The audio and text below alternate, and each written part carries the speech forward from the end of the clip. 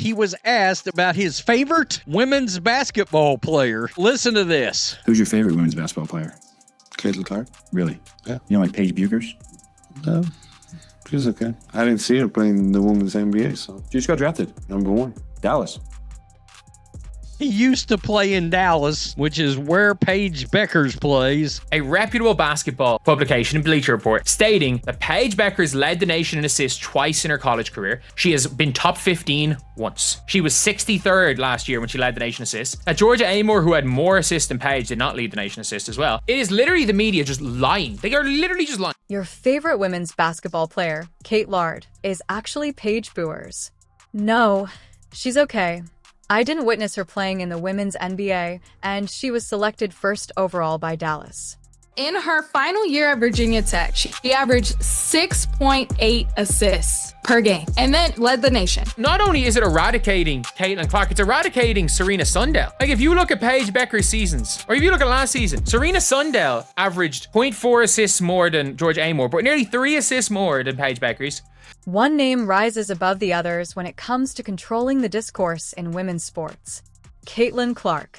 There's another trading card that sold for an absurd amount of money. You'd have to pay $244,000 to have gotten that card. Not everyone appears to understand the memo, but she hasn't simply pushed the needle. She broke it clean off, shattering records in TV ratings, trading cards, product sales, and attendance. Let's get to Luka Doncic, who of course plays for the Lakers now after having been traded. Who's your favorite women's basketball player? Caitlin Clark. You don't like Paige Bueckers? Quote, shrugs. She's okay. Haven't seen her play in the WNBA, so, and when he sees her play in the WNBA, he won't be that impressed either. Luka Doncic recently stated unequivocally that Paige Bueckers isn't even on the same level as him. When it comes to motion, when it comes to moving the needle, we all know the one that does that in women's sports, and that is Caitlin Clark. She continues to set ridiculous numbers all over the place. And his frank response sent shockwaves through the basketball community. While the media frantically attempts to make misleading analogies and traditional gatekeepers try to discredit Caitlin, one thing is certain: Caitlin Clark is the one who will shape women's basketball in the future. And this is from Bleacher Report, ranking the rookies by a WNBA expert. This is just lying. Their season, she's been flirting with 4 assists. And this past season, she also led the nation in assists with 4.6 assists. So Paige Bueckers led the nation in assists with 4.6 assists per game. She was 63rd. So when Caitlin Clark was still in college, and Caitlin was 2 entire assists ahead of second place. And Georgia Amor was 4th. Not only do I not think Paige is going to move the needle, I don't think she's going to flutter it. I don't think it's going to vibrate slightly. The spot if you genuinely believe in Caitlin Clark and are eager for her to take over next season. Leave a 100% positive remark so we know about you and continue to create material for you. Why hasn't Middle America given Paige Bueckers the Caitlin Clark treatment? Paige Bueckers is woke as hell. She's going to come into the league and join the WNBA activism. She's probably not going to be embraced over that because we are sick of it. Not only do I doubt that Paige will move the needle, but I also doubt that she will flutter it or cause it to vibrate even a little. When Luka Doncic was asked who his favorite women's basketball player was, he answered without hesitation: Caitlin Clark. No lengthy justification, no politically correct yet well-balanced response, simply a straightforward, truthful reaction: Caitlin Clark. 2020-21 season, when she said Paige led the NCAA in assists, it was Aleta, and Caitlin was 3rd with 7.8 assists per game. Paige averaged 5, and I think she was 15th. And Luka's response to the reporter's attempt to include Paige Bueckers' name was harsh without even attempting to be. He shrugged, gave a halting "she's okay," and stated that he hadn't even watched Paige play in the WNBA yet since. To be honest, there wasn't anything to see. That moment wasn't only amusing, it was also enlightening.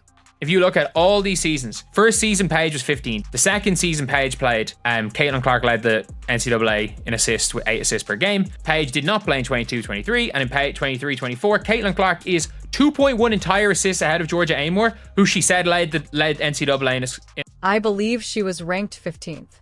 One of the biggest names in basketball today, Lucia, didn't feel the need to sugarcoat anything because talent knows talent, and Caitlin Clark is unmatched in terms of impact performance and star power. I thought Paige Bueckers was a star. I thought Paige Bueckers was the secondary great white hope. It didn't matter who Caitlin Clark was playing, and the game would be headline news. That is what's missing in women's college basketball this season. A harsh reality was revealed by Lucia's remark. Despite all the media attention, Paige Bueckers hasn't accomplished anything professionally. Sure, she's well known from college, but entering the WNBA is a whole other animal, and Luka's lack of interest in her said it all.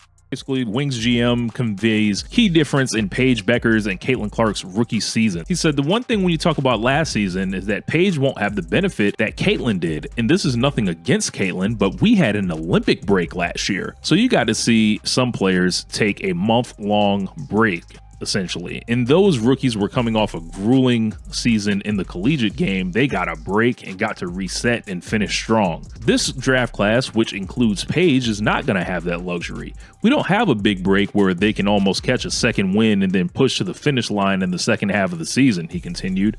So we have to watch this rookie class around the league about load management. It's not just our rookies. We're all going to be tuned in to load management, especially these rookies that played long into their collegiate season. I didn't really see any of the benefit that Caitlin Clark got coming into the season. It's even more telling that coaches, serious fans, and game players aren't expecting Paige to light up the league the way Caitlin has.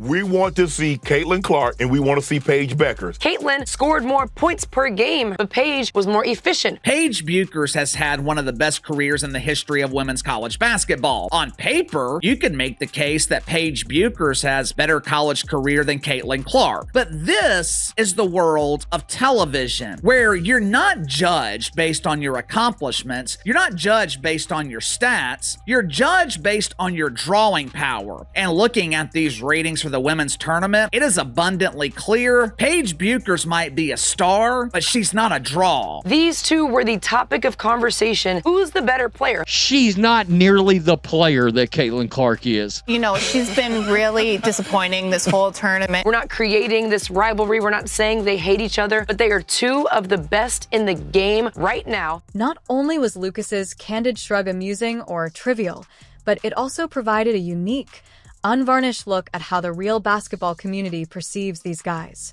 While Luka Doncic remained realistic, some WNBA media members appeared desperate to impose a rivalry. Paige still has everything to prove, and if Luka's instincts are correct, her debut season might not be the groundbreaking success some are hoping for. Caitlin Clark is not just better, she's a phenomenon who is already permanently altering the WNBA. I got to be with those women up close and personal. I was in practices. I was at shoot-arounds. I was in the locker room.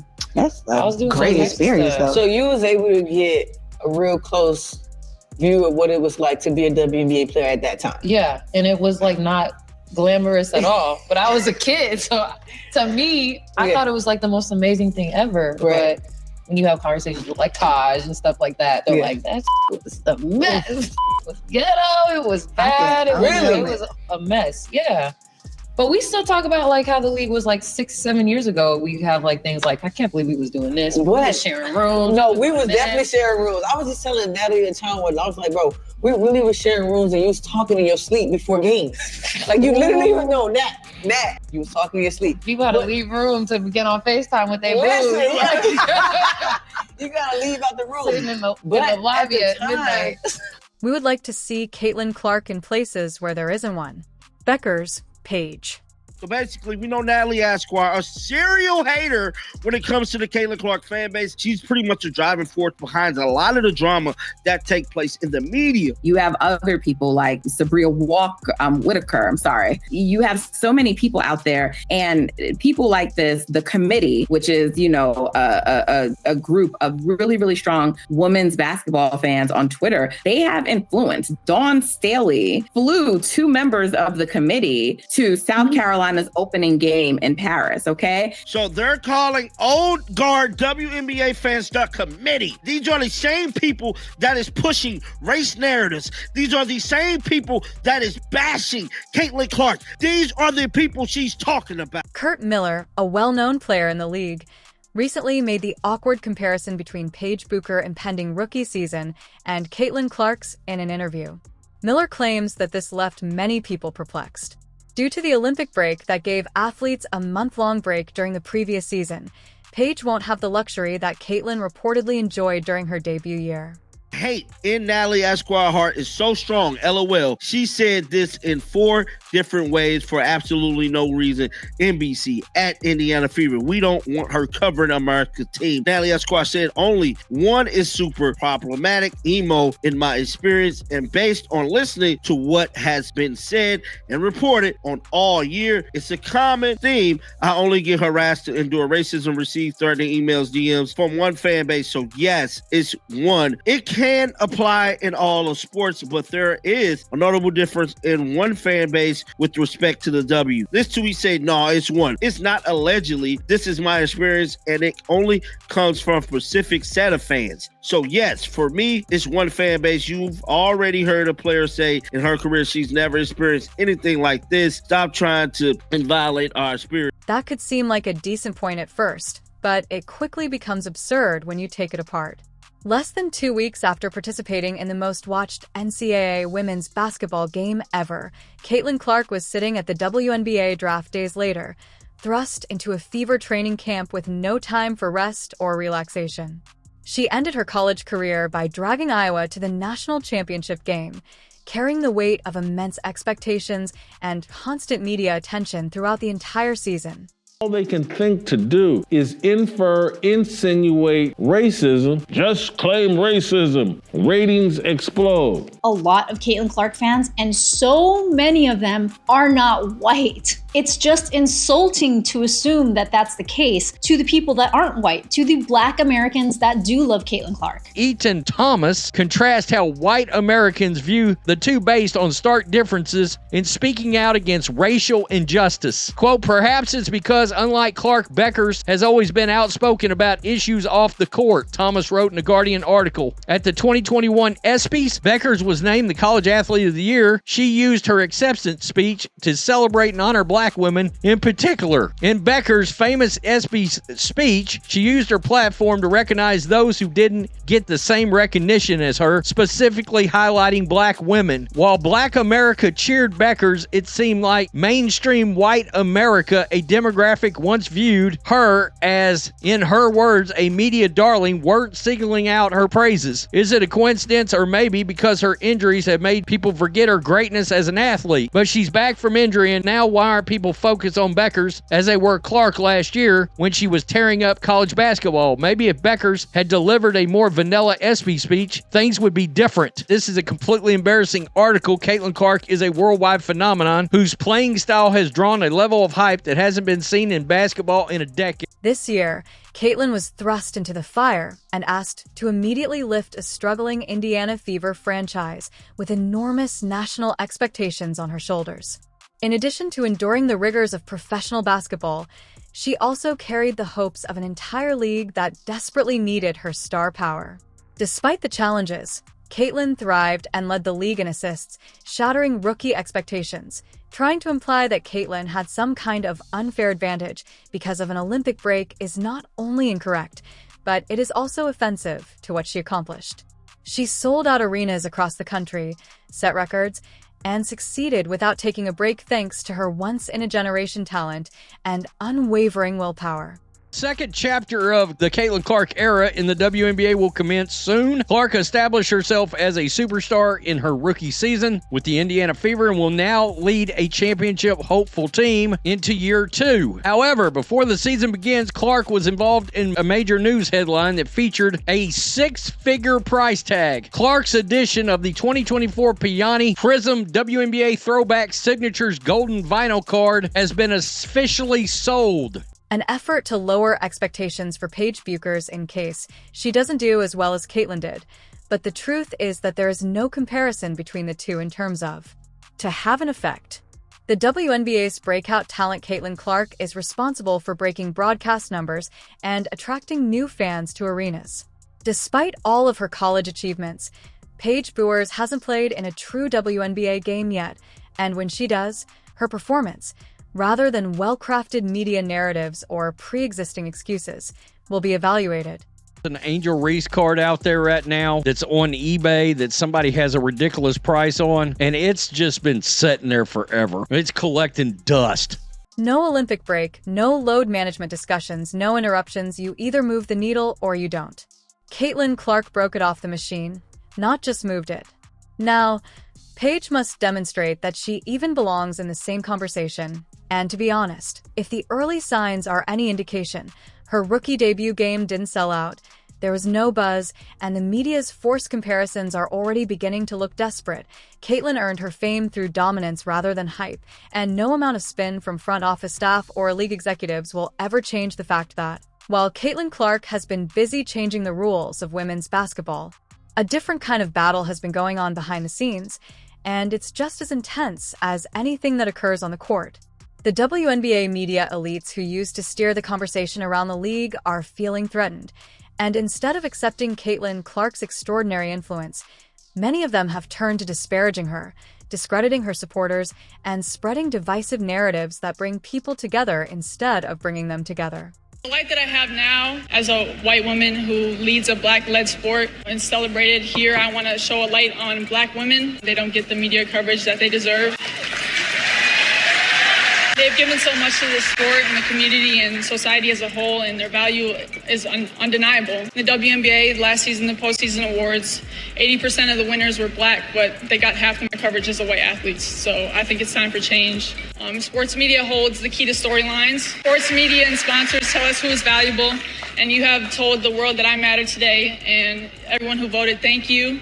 But I think we should use this power together to also celebrate Black women. Don't you realize these Black girls all paved the road that she's traveling, that these Black women built the WNBA, that these Black women carried women's basketball, and now all the racists love women's basketball because they're racist and they have Caitlin Clark. Just not true. As a prime example of this, consider Natalie Esquire, a long-standing WNBA media spokesperson who frequently finds herself at the center of controversy and has a reputation for harshly by disparaging Caitlin Clark and the new generation of fans she has introduced to the sport. She has consistently portrayed Clark's followers as troublesome, even suggesting that one fan base, that is, Caitlin's, is unknowingly to blame for harassment and toxicity in the WNBA. Natalie revealed a harsh reality. Much of the animosity toward Caitlin isn't about her skill. Rather, it's about losing control. As you can see, prior to Caitlin's ascent, women's basketball was a more exclusive, smaller community, and Twitter arguments dominated the scene, with some bloggers and writers acting as gatekeepers and making decisions. Who received praise and who received little attention, but all changed when Caitlin Clark burst onto the scene, bringing in a flood of new followers and regular sports viewers. The gatekeepers were no longer the loudest voices in the room, and they didn't like it at all when NBA fans and casual viewers brought in new energy, voices, and yes, new opinions.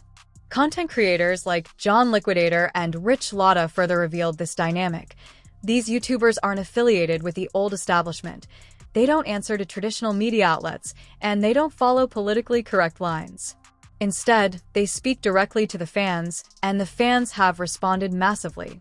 Indeed, the irony is that they squander time causing controversy and identifying faults. The old guard continues to distance themselves from the very audience that could have kept them moving forward, while Caitlin Clark and the new generation of fans are already constructing the future. Here's the final truth. No matter how loudly the critics yell or how many cheap shots they throw, they cannot stop what's coming, Caitlin.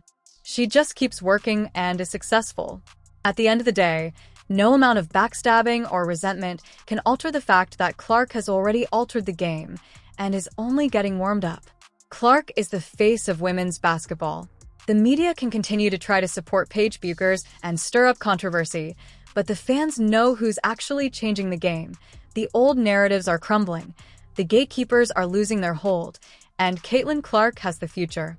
Luka Doncic said it without even blinking. If you support Caitlin Clark and are excited to see her dominate the WNBA next season, leave a 100% positive comment right now so that we can demonstrate to the world who is truly making a difference. And to the new generation of fans who believe in genuine talent rather than forced storylines, stay loud and proud because the more they try to bring her down, the bigger she will rise.